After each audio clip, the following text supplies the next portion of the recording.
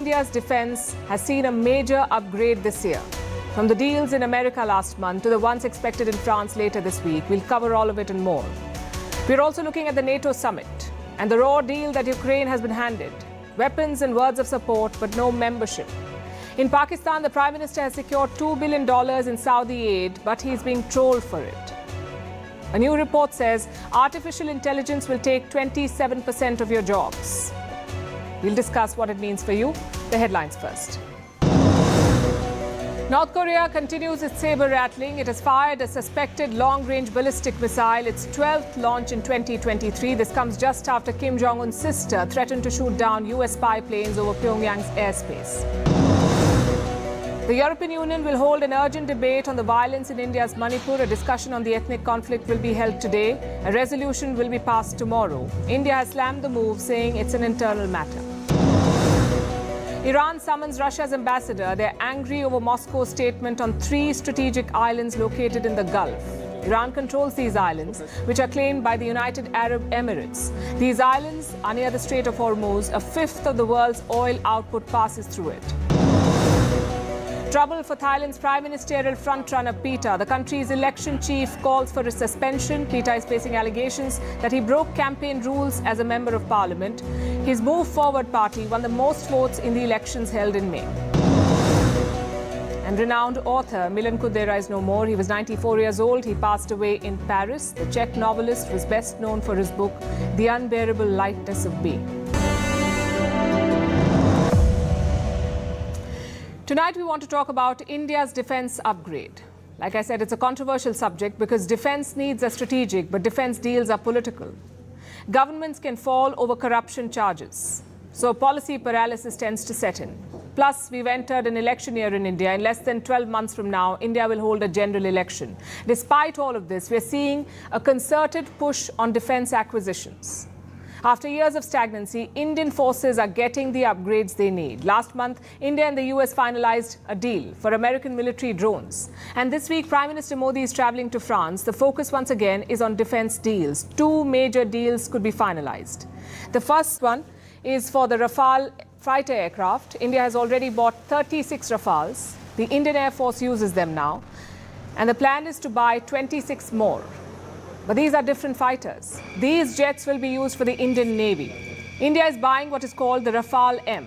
Now, this is a fundamentally different jet. It operates from the sea. The current fleet of Rafales that we have is designed to operate from land runways.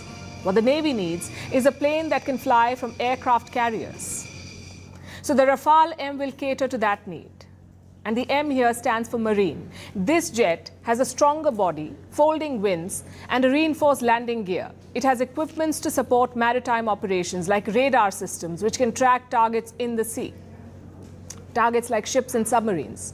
The plane also has better navigation systems designed for operations on the high seas.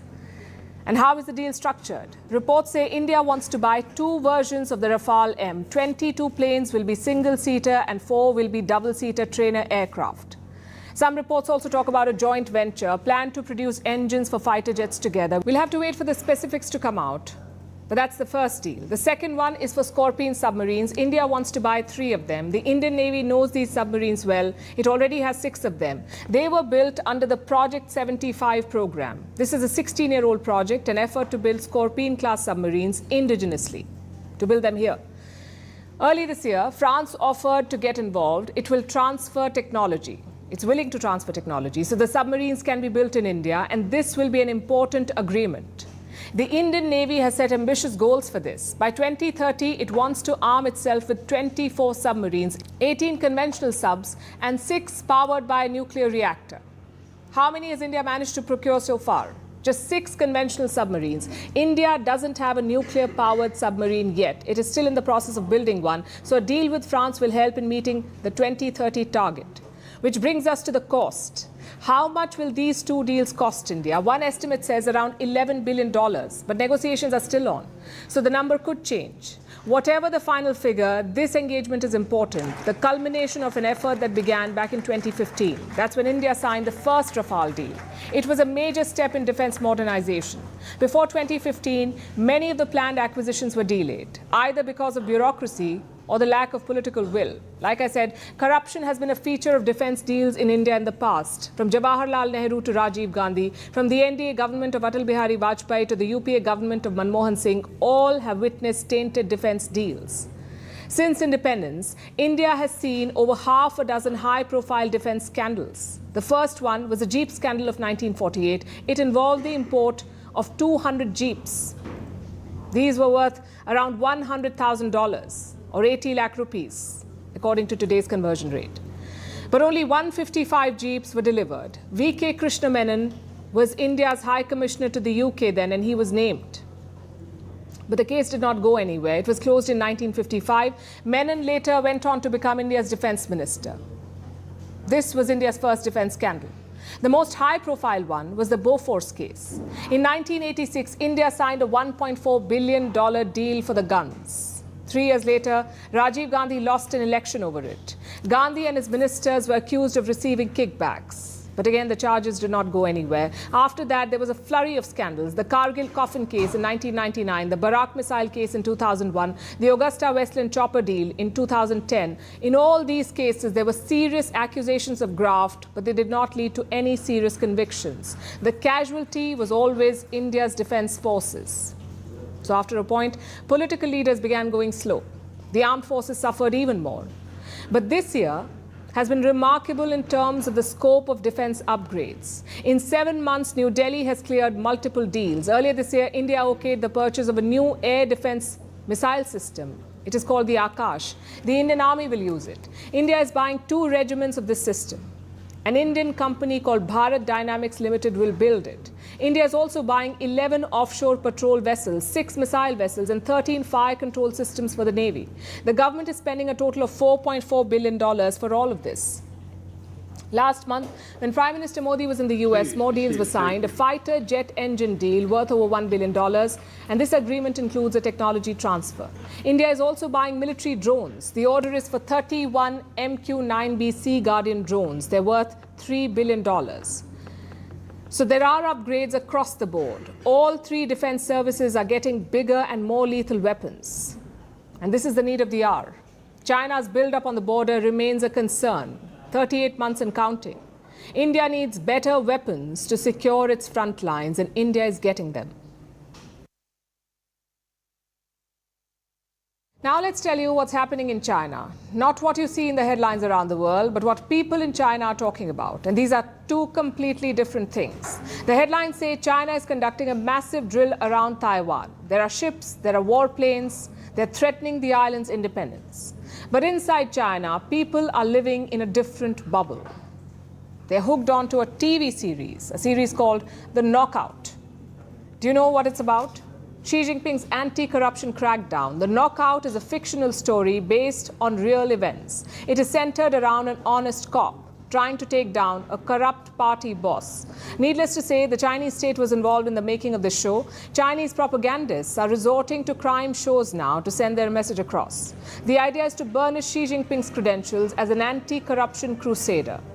And this fictional story mirrors reality in more ways than one.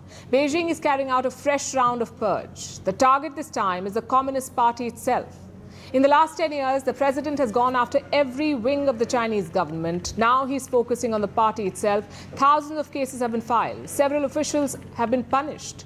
In fact, I have some numbers. Chinese officials say they received 776,000 whistleblower letters, 776,000 letters. Out of these, 231,000 led to formal complaints and prosecution. A total of 138,000 cases were filed. Do you know how many officials were punished? A whopping 111,000, 111,000 officials. And all this happened in the first quarter of this year. But Xi Jinping is not done yet. He set a new target. The anti-corruption units themselves, the very same officials who were carrying out the crackdown, are now under the lens, at least 20 of them to begin with. They worked for 2 powerful anti-corruption units, the Central Commission for Discipline Inspection and the National Supervisory Commission. When Xi Jinping came to power, he weaponized these units. He said he was cleaning up the Chinese system. He was, in fact, eliminating his rivals. Since 2012, he's carried out a series of crackdowns. More than 4 million officials have been purged in China. 4 million, 40 lakh officials punished in the name of corruption. They came from all parts of the Chinese state, the military, the government, the regulators, and now the Communist Party too. And they belong to all ranks, from the top bosses to the junior-most workers. In China, they call them tigers and flies. Tigers are the high-ranking officials, flies are the juniors. All of them face the axe. And Beijing used each and every story as a propaganda tool. This TV series, The Knockout, is part of that same effort. Though it's not the first such show. Earlier, there was a show called Zero Tolerance, a series of documentaries featuring convicted officials. They made on-screen confessions about their crimes. It was a bit like reality TV. When these episodes came out, Xi Jinping said, and I'm quoting, "There must be zero tolerance for any abuses of power by party members. Only by carrying out self-reform will the CCP keep itself invigorating as a ruling party." And that's what the cleanups are all about. Keeping the party in power, protecting the reign of Xi Jinping. But why does he feel the need to do that?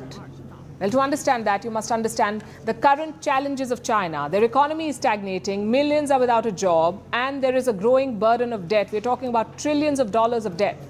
Xi Jinping has not been able to fix any of it. So there is discontent. And instead of addressing these concerns, he's going after his people. He calls it an anti-corruption purge. Let me quote from what he said in January this year. "Corrupt officials who show no sign of restraint should be punished. Corruption that involves both political and economic elements should be resolutely investigated and dealt with." These are the words of the Chinese president. His propaganda machine amplifies the message, and as the economy of China worsens, the crackdown intensifies. It's day 2 of the NATO summit in Lithuania. Let me show you a picture that sums up the takeaways so far. Look at this. It was clicked during the family photo after the roundtable. Look at President Zelensky. He's standing all alone. The NATO leaders are talking and having a good laugh. The Ukrainian leader is all alone, at war and at the mercy of the West. This should be a reality check for Ukraine. They were led on and into a war, only to be left out of NATO. Today will be another day of frustration for them. Ukraine wants to be a member, and it wants it now, but NATO says you're not ready. And this is how it played out. First came the roundtable. NATO leaders arrived, clicked pictures, and got down to business. Their agenda had 3 things: Ukraine, Russia, and China. Then there were multiple bilaterals. Turkey's Erdogan met Joe Biden and Rishi Sunak. France's Macron met leaders from Australia and New Zealand. It was like a diplomatic roulette. In the end came the joint statement, and with it, Ukraine's hopes were dashed. Let me quote what it says. "We will be in a position to extend an invitation to Ukraine to join the alliance when allies agree and conditions are met." And what are these conditions? The statement doesn't say, but NATO leaders have raised multiple issues, like ending the war, reforming government agencies, cracking down on corruption. These are the conditions. NATO says, do all of this and you can be a member. But this is a setback for Ukraine. A membership after 10 years doesn't help. Neither do vague commitments. Kyiv wants clarity and intent from NATO, maybe a timetable on how long membership will take. Instead, this is what they got. There is a full-fledged war. And therefore, I think all allies agree that when a war is going on, that's not the time for making Ukraine a full member of the alliance. So how is Zelensky taking it? As you would expect, he probably knew what was coming. Before landing in Lithuania, he had called NATO's position absurd and weak. But he hasn't given up. Earlier today, he arrived at the summit venue for day 2 of the talks. He was asked about his expectations, and this is what he said. I think the invitation to NATO, and we want to be on the same page with everybody, with all the understanding. And for today, what we hear and understand that we'll have this invitation when security measures will allow. Yes. I know it sounds like a broken record, but it also shows you how desperate Ukraine is. Their counter-offensive is not going to plan. It's too slow and too costly. Plus, Russia is striking back hard. On Tuesday, they hit 3 Ukrainian cities with airstrikes: Kyiv, Odessa and Kherson. So Zelensky has boxed himself into a corner. His entire strategy is based on Western and NATO support, their weapons, their political backing, their money. If NATO is half-hearted, Zelensky is in trouble. And Russia knows this. Their leaders are building more pressure on NATO. Look at what their former president, Dmitry Medvedev, said. I'm quoting again. The completely crazy West could not come up with anything else. In fact, it's a dead end. World War III is getting closer. This is a former Russian president and a Putin confidant. Their foreign minister, Sergei Lavrov, has also given a statement. He says the war will end when NATO stops using Ukraine to defeat Russia. Now, both these men are close to Putin. Their statements sum up the Russian mentality. A, they're not backing down. And B, if the West doesn't stop supporting Ukraine, things could get out of hand. The fighting could spill over. More countries could get dragged in. And as Medvedev said, there could be World War III. This sort of language is meant to trigger. You hear World War III, you shudder. And that's exactly what Russia is trying to do. The question is, how will NATO respond to all of this? Well, they're not giving the membership yet, but they are giving weapons. Germany, France, and the US have announced more weapons. The G7 nations are also considering a long-term security package. What does that mean? Something similar to what Israel has.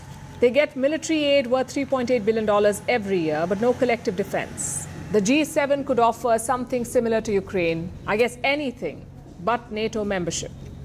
While the summit focused on today's war, it also discussed future ones. I'm talking about the showdown with China. The NATO statement mentions China 16 times. 16 times in one statement. Listen to this. The People's Republic of China's stated ambitions and coercive policies challenge our interests, security, and values. NATO is seriously looking at the Indo-Pacific. 4 countries from the region attended the summit: Australia, New Zealand, South Korea, and Japan. Naturally, China was not happy. It has opposed the invitation to these countries. It has also promised a quote-unquote resolute response if NATO moves in this direction. China's state media is doing the heavy lifting. The editorials are fuming at NATO, the usual stuff about Cold War mentality. So looking back, what do we make of this NATO summit? Until last year, this alliance was fading into obscurity. French President Macron had even called it brain dead. But now it's alive. Alive, kicking and expanding. 2 new members have joined the alliance in the last few months. It has also set its eyes on the Indo-Pacific. None of this was supposed to happen. The Ukraine war was set to be about a country's sovereignty and its right to choose, about powerful countries bullying their neighbors. But look what it has become now. The West has used the war to fuel its military complex, to add new members to NATO, to revive an irrelevant alliance. Meanwhile, Ukraine stands alone and desperate. I know this war has produced many defining photographs, but this one of Zelensky will haunt Ukrainians the most. And we have more news from India. The Finance Ministry has announced a big decision. Online gaming will now be taxed in India. How much? 28%, as decided by the GST Council. This is a federal body. It decides indirect taxes in India. And I know there will be 2 sets of reactions to this news. 1, who cares? It's just games anyway. And 2, this will kill India's gaming industry. Now, if you belong to the first group, this story is for you. Because online gaming is huge. The industry here in India is worth around $2.8 billion. By 2025, it will be worth $5 billion. The global industry is valued at $196 billion. My point is quite simple. There is big money involved. And let me explain how this works. If you go on the internet, you will find hundreds of online games. Some of them are really popular. You may have heard of games like Fortnite or Minecraft. Here in India, betting games are also quite big. Games like Dream 11 or MPL. You don't bet on who wins or who loses because that would be illegal. Instead, you create a virtual team of players before the match. If those players do well in the actual match, you win. To enter these games, you pay upfront, sort of like an entry fee at your local gaming arcade. If you win, you can get a lot of money. Take Dream 11, for instance. You can enter the game by paying just 8 rupees. But guess what the total prize pool is? 12 lakh rupees. First prize winners can get up to 4 lakh rupees. Imagine that. You pay 8 rupees, you get 4 lakhs. This should tell you why online gaming is so popular. Now let me tell you what the tax means. The GST, as we said, is an indirect tax. Technically, it is levied on the producer or seller. In this case, the gaming companies. But in practice, this tax burden, like most tax burden, is shifted to us, the consumer. So here's what's happening. Until now, the tax on gaming was negligible. If you spend $100, you pay, say, $1.8 in GST. Now you must pay $28 in tax. What does that mean? It means that your prize pool is now a lot smaller, and smaller prize pool equals less participation. So gaming companies are not happy. They say the new tax will kill the industry completely. Now here's something else that you should know. Online gaming does not have borders. There are big companies in the US and China, and they don't have to pay 28% tax. In fact, they dominate this market, the gaming market. American companies make up 23% of this market, Chinese companies 25%. So experts say Indian gamers will change loyalties. Instead of Indian games, they will switch to American and Chinese games. Then what happens to the Indian industry? Business leaders say it could perish. The finance minister has pushed back against this suggestion. She says the idea is not to kill any industry. Listen to this. Industry को खत्म करना ऐसे कोई कुछ हमारे agenda में नहीं है। कैसीनो को प्रमोट करने के लिए, क्योंकि वो टूरिज्म का बहुत अहम मुद्दा है एक आध स्टेट्स के लिए, उसमें टैक्स फूड प्रोडक्ट्स से भी कम होना चाहिए क्या? The government's argument is quite simple. You can't tax online games like rice or wheat. One is essential, the other is not. So the government says 28% tax was necessary. But what about other countries? How do they tax online games? In the US, the rate depends on which state you're in. The average is about 10%. In the UK, it depends on how much you make. Their rate is between 15 and 50%. And what about China? Well, Beijing offers tax breaks to gaming companies, meaning some of them have to pay no taxes. Some state media agencies have called for taxes to be levied, but so far Beijing has refused. So governments in the West do tax online games. Sometimes the rate is as high as 50%, 50. Then why is India's decision so controversial? Well, a couple of reasons for that. One, India's gaming industry is only finding its feet. We are competing with well-established American and Chinese rivals. And two, there is already tax on winning from online games. A 30% tax. It is deducted at source. So put together, the average gamer is going to have to pay a lot. The question is, could there have been a middle ground? Certainly 1.8% tax was not viable, but is 28% too high? The government says it was a necessary move. We'll have to wait and see how it affects Indian games. Most of them are in fact betting games based on cricket, and it's not something the West or China has traditionally dealt with. So who knows? Maybe there is still hope. The Cricket World Cup will begin soon in India. Maybe that will answer some of the questions. Vantage continues after a short break. And the daughter-in-law were not even allowed to get back home. The houses were ransacked, and what they are claiming is that this entire thing was done by the TMC goons. Those voices are on record. What would you say to those voices? These are locals from West Bengal. These are all stage managed, and today's delegation is a farce on democracy. Yesterday the leader of opposition said that central BJP does not care about Bengal BJP. On record, Shubhendu Adhikari said, and that's why they have said a rejected leader like Ravi Shankar.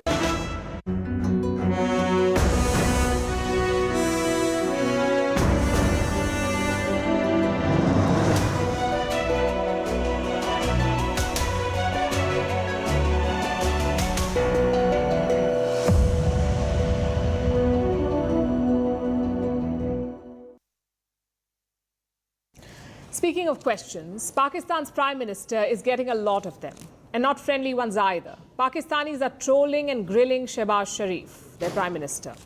Why? Because of an announcement that he made on social media. Take a look at this. Sharif said Saudi Arabia had deposited money in the State Bank of Pakistan, which is their central bank. And how much money? Around $2 billion. Shehbaz Sharif said this deposit will boost Pakistan's foreign reserves. He also thanked the Saudi Crown Prince for it, Mohammed bin Salman. But look at the comments below. Don't speak on behalf of Pakistanis. We abhor this government and the situation it has put us in. Here's another comment. And I'm quoting again, this will end up in an offshore account. You will eat all this money like before. They're paying for your extraordinary lifestyle. What explains this hatred? You would think getting $2 billion is a big deal, especially for Pakistan. Their forex reserves were down to $3.9 billion in June, which is $179 million less than the month before. So why are Pakistanis hating on Shehbaz Sharif? Two reasons for that. One, he is deeply unpopular as Prime Minister. Without the army, he has no power. Just look at the same tweet we showed you. Towards the end, he's thanked the Pakistan Army Chief, General Asim Munir. Can you imagine this in any other country? The Prime Minister is thanking the Army Chief for assistance given by another country. So that's one reason why he's not liked. And the second reason is this. You don't get credit for fixing your own mess. Shehbaz Sharif is not part of the solution. He and his party have been part of the problem. And the people of Pakistan know this. Hence all the trolling. The same thing happened last month. Shehbaz Sharif was in Paris for global financial talks. It was raining heavily that day, so a local official went up to him with an umbrella. Guess what he did? He took the umbrella and walked away. The poor official was left drenched in the rain. The Prime Minister was trolled then too. He was called a national embarrassment and Pakistan's Mr. Bean. So what can he do to fix it? Well, he's had some success in the last 2 weeks. The IMF staffers have approved a bailout for Pakistan, a package worth $3 billion. The next step is approval from the IMF board, the International Monetary Fund. A meeting is scheduled for today. If all goes well, the money will soon be released. In fact, that bailout, the IMF bailout, is the reason why Saudi Arabia gave Pakistan the money it did. Riyadh had promised this deposit in April, but they were waiting for the IMF to clear the bailout. Either way, the money is in. Both these developments have improved Pakistan's economic outlook. Ratings agency Fitch has upgraded them. Their default rating was CCC minus. Now it's just CCC. They've removed the minus. Their finance minister has called it, quote unquote, another positive news. I guess there's only one direction to go from rock bottom. Now, to be clear, CCC is not much of an improvement. It still means substantial credit risk. That's what Pakistan is, substantial credit risk. So Pakistan is not out of the woods yet. Far from it. Their inflation is almost 38%. It is now the highest in Asia, even more than Sri Lanka. Their fiscal deficit is also widening, meaning they're spending a lot, but they're not earning very much. Fiscal deficit could reach 7.6% of the GDP by 2024. The ideal level is around 5%. All of this explains why Pakistanis are not happy with Prime Minister Shehbaz Sharif. I know they love cricket. So here's a cricket analogy. Pakistan need 20 runs to win from the last ball. So victory is impossible. Shehbaz Sharif is the last man batting.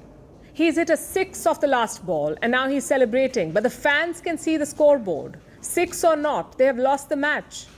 Pakistan's economic recovery could take years, if not decades. So a Fitch upgrade is not much to celebrate. You know what is? Free and fair elections. But then we may be expecting too much. This year is supposed to be election year in Pakistan. The polls should have been announced by now, but so far there is no news. The Pakistan People's Party, the PPP, has suggested that Parliament be dissolved on the 8th of August. Now, the PPP is part of Shehbaz Sharif's coalition, but the Prime Minister himself has not said a thing. Perhaps he is waiting for the army. Either way, this election will be a crucial moment for Pakistan, not just for their politics, but also their economy, because the next government will inherit a mess. High inflation, low reserves, and a divided society. So internet trolling is the least of Shehbaz Sharif's problems. Is artificial intelligence coming for your jobs? I don't want to sound alarming. I know you've heard this before, but is it true? Could AI really take your jobs? A new report says yes. The report was published by OECD, that's Organization for Economic Cooperation and Development, OECD. It's a 38-member bloc. It consists of mostly wealthy nations, but some developing economies too. So the OECD studied jobs that could be at risk due to artificial intelligence. And here's what it found. Highly skilled jobs will be the most affected. Basically, professions like law, medicine, finance, and engineering. Now, if you're working in a skilled job, you could be in danger. Some numbers now. 27% of all jobs are at high risk, which means they could easily be automated. 3 out of 5 workers feel AI could take their jobs. But will it happen immediately? The answer is no. You see, artificial intelligence is still in its early stages. We've told you about ChatGPT earlier, how the app is taking over the world. So basically, we are at the cusp. It's not about whether an AI revolution will happen, it's about when it will happen. More importantly, it's about how it will impact you. In India, it looks like the purge has already begun. Today, an Indian startup called Dukaan made it to the headlines. This company has fired 90% of its staff, 90%. Why? Because it is replacing them with AI bots. Of course, there was a lot of backlash. Imagine firing 90% of your employees. Obviously, people are angry. So the founder had to speak out. He called it a tough but necessary decision, a way to adapt with the times. He says it helps reduce costs and increase efficiency. Now, AI has a few advantages over human workers. The most obvious, of course, is cost. Most AI programs are free. You don't have to pay them salaries. AI programs are also much faster. They process information 1,000 times faster than human brains. So according to the Dukaan CEO, it was a no-brainer. And he is not alone.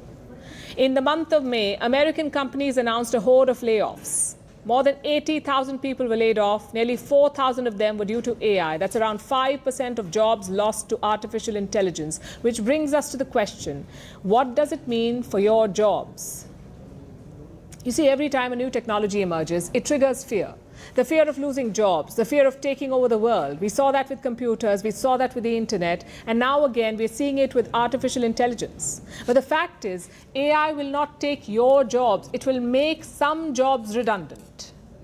It will also generate new jobs. A Goldman Sachs study says artificial intelligence will disrupt 300 million jobs. Imagine that, 300 million. So it's not all doom and gloom. Many believe there would be huge potential benefits in sectors like medicine and engineering. Reports predict that AI could lead to a 7% increase in global GDP. Companies are investing more and more in artificial intelligence. IT services firm Wipro is investing $1 billion over the next 3 years. So obviously, there will be new jobs, hopefully better ones. There will also be a need for AI engineers, data scientists, and ethicists. Basically, professionals who can train AI models. So how do we prepare for this AI future? The first step would be regulation. Governments must step up to regulate AI first. We missed that train with social media, but this time, governments must act in time. Help workers prepare for change. One step could be setting minimum wages. It could ease the pressure that technology is putting on jobs. The second could be working on workers' rights. Governments must ensure they're not compromised. And India too is looking at regulation, not to curb artificial intelligence, but to create guardrails to protect people. Long story short, artificial intelligence is the future. We cannot wish it away. That doesn't mean we won't have jobs. I'll give an example, one that hits closer home. You may have heard of AI anchors, bots that read out news bulletins, but you still tune in every night. Guess it is the human touch that makes all the difference. Now for another story coming out of India. One more cheetah that was brought to the country has died. This makes it the 7th cheetah death in India in the last few months. It's a fresh setback for the government. Last year, India began an ambitious program to reintroduce cheetahs in the wild. And the key word is that, reintroduce. Cheetahs once roamed this country, but in 1952, they were declared extinct. Now, India wants to bring them back. The big cats from Africa have been flown in the hope that they will adapt to the Indian environment. But some of the cheetahs are dying. Our next report tells you why. Wildlife experts and conservationists have their eyes turned to a national park in India. Why, you ask? Because another cheetah there has died. Tejas, a 4-year-old cheetah from South Africa, has succumbed to a severe neck injury. It's believed that he got injured during a fight with another cheetah. But a thorough investigation is underway to get the details. Now, those of you who don't know the significance may wonder, why is this news blowing up so much? Well, you see, last September, amid great fanfare, cheetahs returned to India. 8 cheetahs were brought in from Namibia. They made their way to Kuno National Park in the Indian state of Madhya Pradesh. It was a landmark moment for multiple reasons. The first was, of course, the return of cheetahs to India after 7 decades. Last September, they began their grand plan, Project Cheetah, and 8 of the big cats made their way to Indian soil. The plan was momentous for another reason too. It was the first transcontinental reintroduction and conservation effort. The cheetahs India received were from Africa. Another batch of 12 came in from South Africa this February. That brought the total number of adult African cheetahs to 20. It's only 16 now after the death of Tejas yesterday. Now, as you may remember, African animals are different from their Indian cousins, like the African elephants and lions. Cheetahs too have these differences. So it was always going to be a gamble bringing them to India. And that's what it has proved to be. As we said, Tejas is the 4th adult to die since it arrived in India. Overall, it's the 7th casualty. 3 of 4 cubs born to one of the cheetahs also didn't make it. Now, as tragic as all of this is, officials claim it was expected. They have reportedly stated that they expect only a 50% survival rate in the first year. And the deaths do seem natural. One cheetah died due to an infection it picked up in Namibia. Another due to a heart problem. A third died after getting severely injured during mating. And Tejas was also killed by an injury from another cheetah. As for the 3 cubs, they reportedly died due to dehydration. Officials say that the survival rate for cubs in the wild is only about 5% anyway. So does this mean India shoulders no blame? Not quite. Experts have issued a tide of criticism at the program. First, they say that while deaths are common in the wild, the cheetahs in India were in a controlled environment. Better monitoring could have saved the lives of Tejas and the other cheetah that died due to injuries.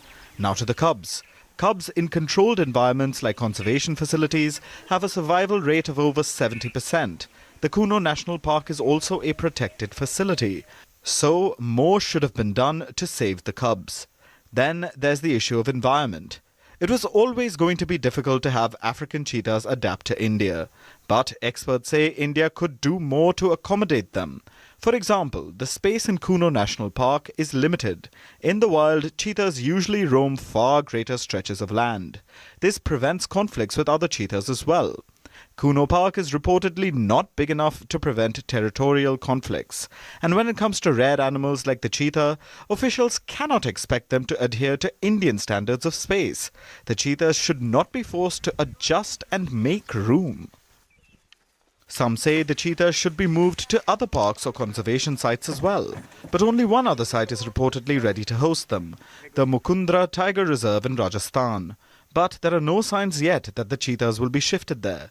The focus should be on prioritizing the lives of the remaining cheetahs. Even if the conservationists predicted a 50% death rate, we should do our best to beat that. It's hard to see cheetahs returning to India if they aren't made welcome here. For our next story, let me tell you about a word, obsess. I'm sure you've heard it before. It was first used in the 16th century, but back then its meaning was a little different, much like being possessed, but with a twist.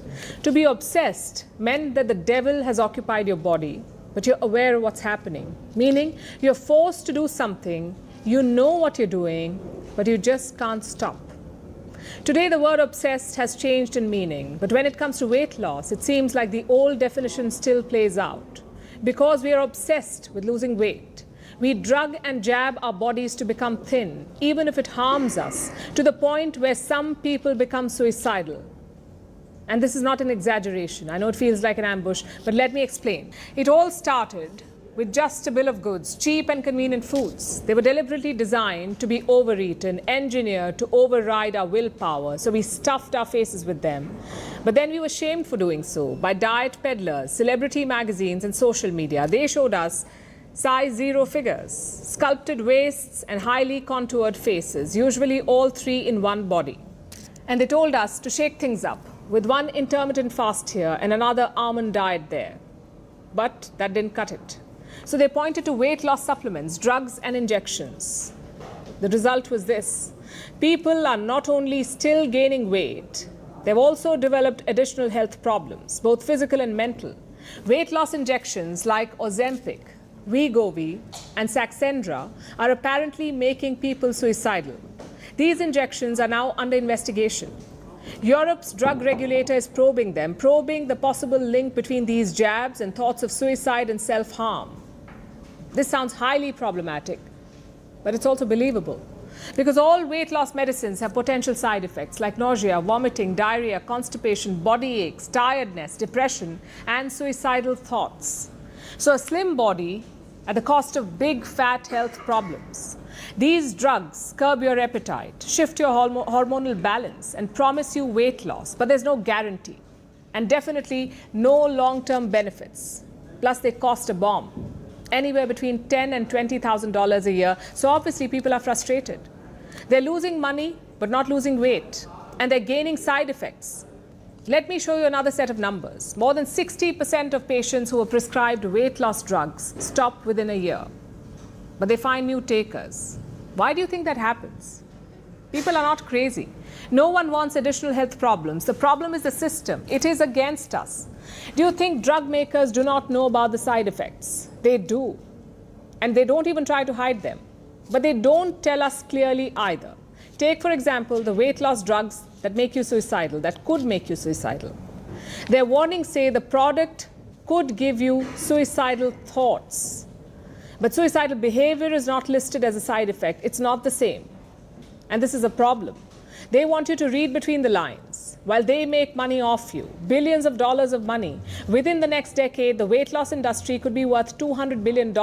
Today, around 1 billion people the world over are obese. Global obesity rates have tripled over the past decade. And these drugs promise change. So people fall for them. They trust the system. Not just obese patients, but even people who feel that their bodies are disappointing. Those who live in a cycle of starvation, obsession, binging, and purging. When medication promises a win, they take it. But where is the regulation? Who is looking out for the users of these medicines? Is it good enough to just publish the fine print on medicine bottles? People are making themselves sick to be thinner. Millions are trapped between hope, misery, and lies. They will buy anything that promises to fix them. Yet the mirror rarely shows people what they want to see, because maybe the mirror itself is distorted. But is anyone fixing it? Barbenheimer.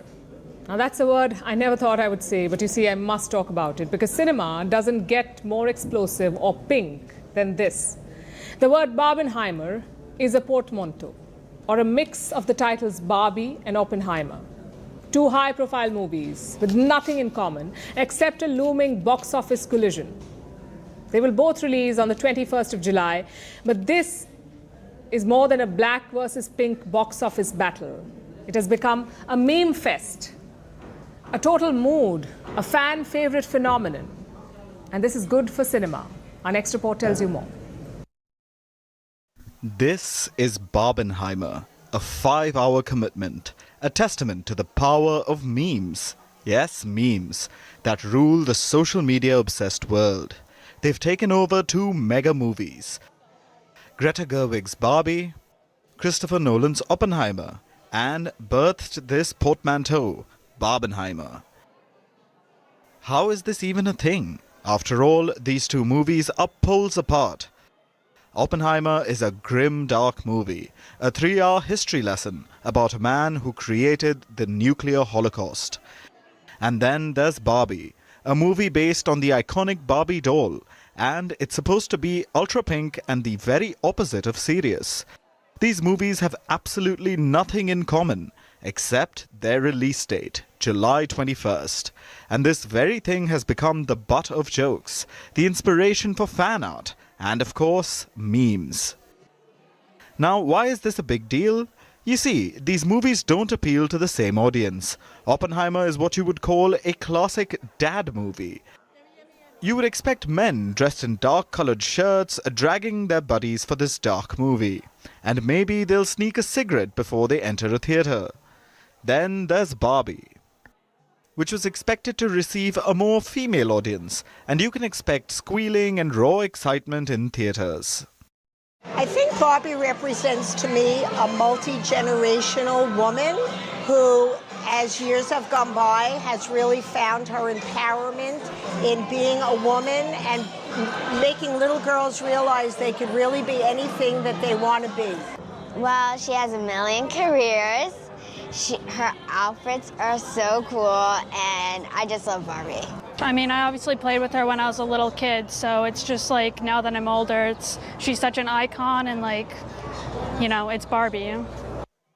But all thanks to the memes floating on the internet, these movies have become a double-decker blockbuster. Fans are excited to jump on the hype train and watch both these movies. All kinds of fans. They're deciding outfits, which is a mix of aesthetics from both movies. They're planning the order in which they want to watch these movies. Barbie feels like a brunch movie to many, maybe because this pink fiesta can be followed by a hearty brunch, and the mimosas people down can help them cope with the Oppenheimer screening. But jokes apart, people aren't messing around when it comes to the Barbenheimer. And for cinema, this is really good news. Because Barbenheimer is a free marketing campaign for the movies. And maybe it's better than what they could have come up with on their own. And even the stars are jumping on it. Oppenheimer protagonist Cillian Murphy promoted Barbie in a tweet. And the Barbie star Margot Robbie also played into it. She showcased her tickets to Oppenheimer. Barbie is expected to collect $80 million to $90 million during its opening weekend, and Oppenheimer about $45 million. This is big money, all thanks to this free internet campaign, which was much needed for Hollywood. Making movies is tough business. It always has been. But now the bar is higher than ever before because of the pandemic. It shuttered the movie theatres, paused movie productions, and hurt revenues all around. All in all, it was very bad for business. And 3 years later, cinema is still trying to bounce back. But the demand for movie-going isn't what it was. So for cinema, Barbenheimer seems like a savior. Its utter weirdness is just as crucial as its intelligence. And it's bringing cinema more than just light-hearted relief. And now it's time for Vantage Shots, images that tell the story. The Indian Army, Navy and Air Force contingent held a practice session in France ahead of the Bastille Day Parade. They marched to the tune of the song Sare Jahan Se Achha Hindustan Hamara. It translates to better than the entire world is our India. Meanwhile, UK Prime Minister Rishi Sunak and his Australian counterpart Anthony Albanese joked about a controversial moment in the Ashes cricket series. In Bulgaria, a dash cam captured the moment when a meteor fell on the earth. It lit up the night sky. And finally, we're taking you back in history. This one is especially for the boomers. On this day in 1962, rock band The Rolling Stones performed for the first time ever in London. At that time, the band only had 5 members. The 6th member was hired later that year. Over the next 5 decades, this band held over 2,000 concerts around the world. We're leaving you with this. Thanks for watching. We'll see you tomorrow.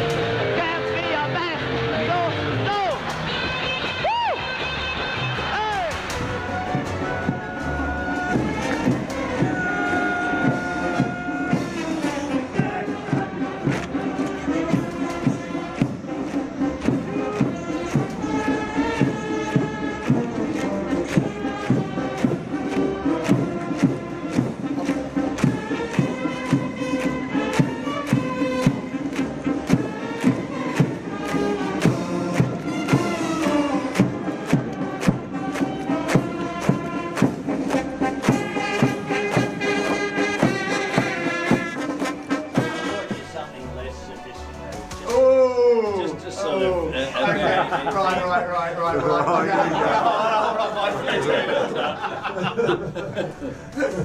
It's going to be really provocative.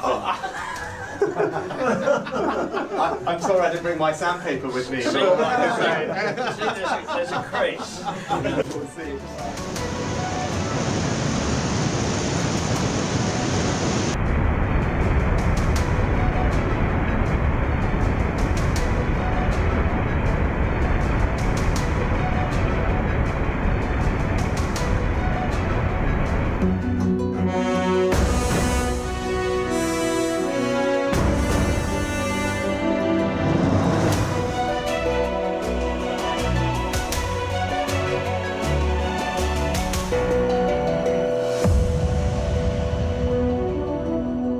Role of the State Election Commission over what has happened in the state of West Bengal? Actually, the local elections are always bitterly fought, not only in West Bengal, but most of the states, because the stakes are too high for the local populace, and the governance issues at the local level, they cause all these stresses and strains at the time of elections. But any violence is really unfortunate, whether it is elections or otherwise.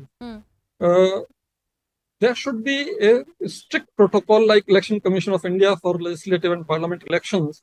They have a protocol that all sensitive, critical, hypersensitive booths will be identified. The policing arrangements with central paramilitary force will be deployed. Police observers will be deployed. All those arrangements are there, and they have published a manual also on these kind of issues. If those arrangements are in place, violence can be mitigated.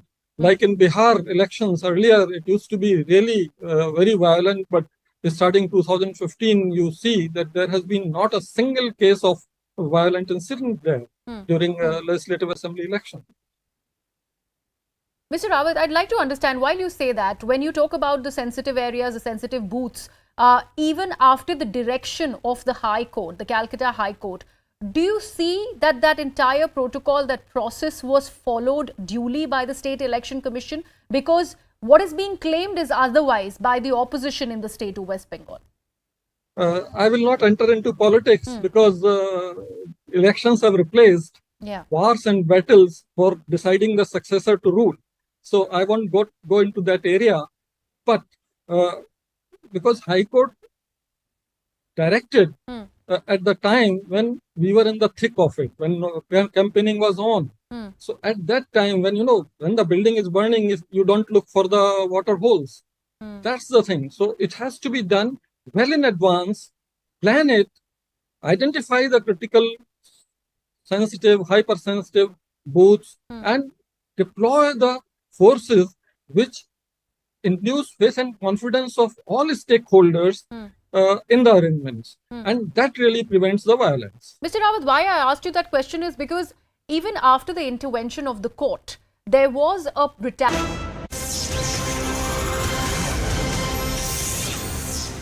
A very warm welcome. You're watching Breaking on News 18. I'm Akanksha Swaroop. Let's dive into the segment with some breaking inputs coming in from Jammu and Kashmir. We're now learning that security forces have launched a cordon and search operation in Hyderpora area on the outskirts